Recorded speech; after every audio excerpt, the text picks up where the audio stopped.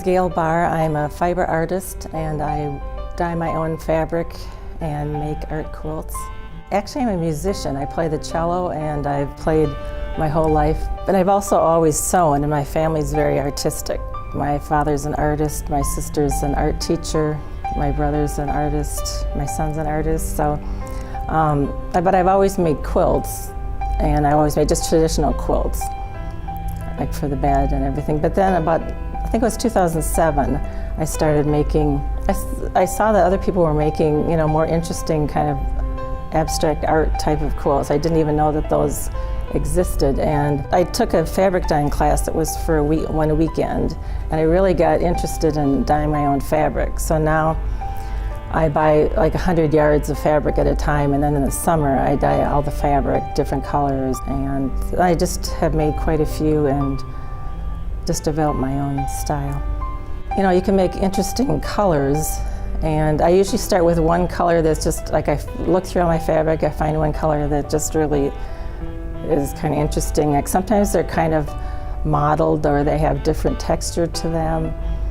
And so I start with that, and I have a design wall I put on my fabric, just up on a wall, and move it around. And then also after you sew it together, you can do the quilting on the top of it, which also makes it more flattened out and gives it more texture. And I usually do really close lines that are real close together, and it kind of makes it more stiff like a canvas.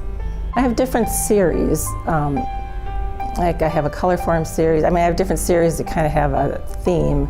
And so I usually start out thinking that I'm going to work on a piece in that series, and that's going to be, big or small. But that's about it. I usually don't draw out something ahead of time. Although I do work in a sketchbook, sometimes I just draw out ideas, during the daytime. But I don't usually work from a preset pattern that I'm trying to come up with. I just kind of come up with it as I go along, and I put different colors together. Some of the bigger pieces, you don't have a big enough wall space at home just to put them up, so it's really been nice for me to see them in a big space like this, because otherwise I don't get to see them in my own living room.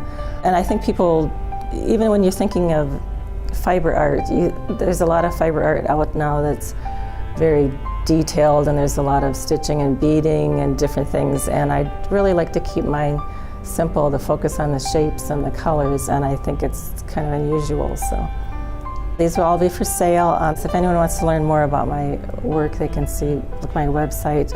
My blog is gjbquilts.blogspot.com.